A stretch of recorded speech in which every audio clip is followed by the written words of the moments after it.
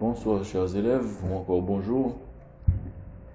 Là maintenant nous partons pour une nouvelle vidéo sur la poussée d'Archimède.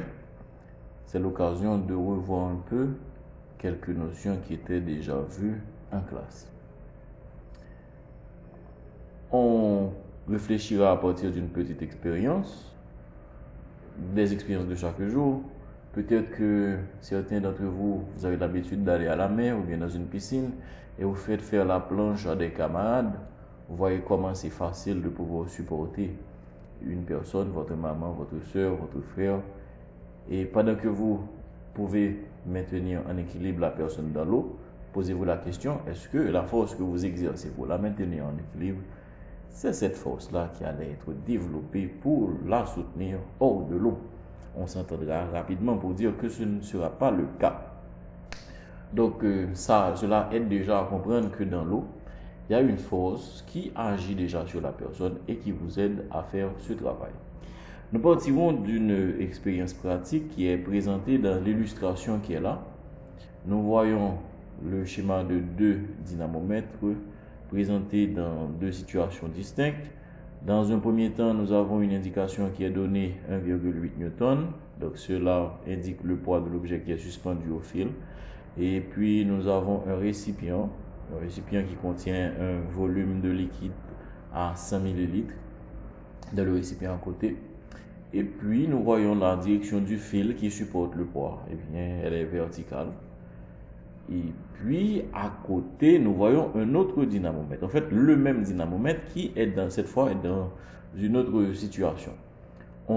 Qu'est-ce qu'on a fait? On a déplacé l'objet qui était suspendu. Maintenant, il se retrouve plongé dans le liquide. Plusieurs constats. Dans un premier temps, on a plus 100 ml, on a 220 ml. On a comme l'impression que le volume du liquide a augmenté. Et on comprend ce qui s'est passé, c'est que le corps plongé, il a occupé un espace. Donc, il y a eu un certain volume de liquide à s'être déplacé. Autre constat, on voit que l'indication du dynamomètre a changé. On n'a plus 1,8 Newton, mais cette fois-ci, nous avons 0,6 Newton. Donc, ça voudrait dire que le poids a changé. Mais nous savons que la masse n'a pas changé, puisque la masse est la quantité de matière. La quantité de matière reste intacte. Nous faisons la différence entre le poids hors de l'eau et le poids dans l'eau. Nous remarquons que le poids hors de l'eau, enfin le poids dans l'eau est inférieur à celui qui est dans l'eau. Bien. Alors, comment nous pouvons interpréter tout ça? Eh bien, la diminution du poids observé n'est qu'apparente selon ce que nous avons écrit là. Eh bien, elle est due à quoi? Elle est due à une force exercée par le liquide. Comme dans l'exemple présenté tout à l'heure, eh bien, l'eau, le liquide, il va exercer une force. Et cette force-là, c'est elle qu'on appelle la poussée d'Archimède. Elle est notée P0 ou bien notée F. Il y a plusieurs notations possibles. Et parce que le fil est resté vertical, nous disons que la direction de la force exercée est toujours la verticale.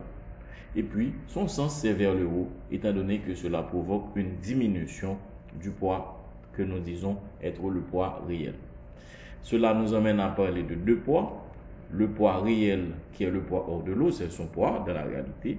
Et le poids apparent qui est le poids que nous avons lu dans le dynamomètre pendant qu'il est plongé dans l'eau. Donc on a l'impression que c'est son poids, mais c'est son poids dans l'eau. On l'appelle le poids apparent. Alors revenons sur le théorème d'Archimède que nous connaissons, que nous avions déjà vu. Eh bien, on peut le stipuler ainsi. Tout corps plongé dans un liquide subit de la part de celui-ci une poussée verticale de bas en haut d'intensité égale au poids du volume du liquide déplacé par la partie immergée. La dernière partie serait un peu plus difficile à comprendre. C'est pas difficile, mais un peu plus difficile à comprendre. Tout corps, quel que soit le corps que nous plongeons dans un liquide, va subir une force. Cette force-là sera la verticale et son sens sera du bas vers le haut. Maintenant, son intensité est égale au poids du volume du liquide déplacé par la partie immergée. Pour illustrer cette dernière phrase, on a ce schéma-là.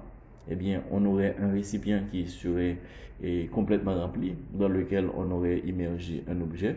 Eh bien, parce que le liquide, l'objet va prendre de la place, eh bien, du liquide va s'écouler.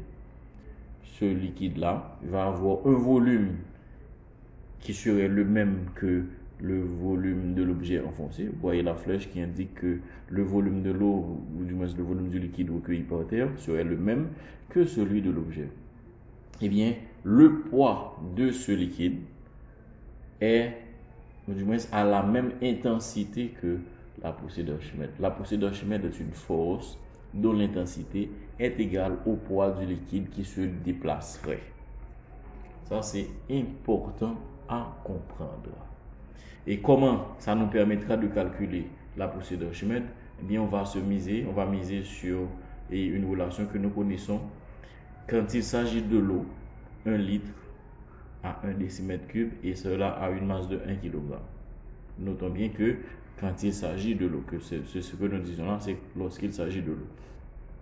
Donc, ce qui nous emmène à dire aussi que 1 litre, 1 décimètre cube, c'est 1000 cm3, donc 1 litre correspond à 1000 cm3, et 1 kg, c'est une masse de 1000 grammes.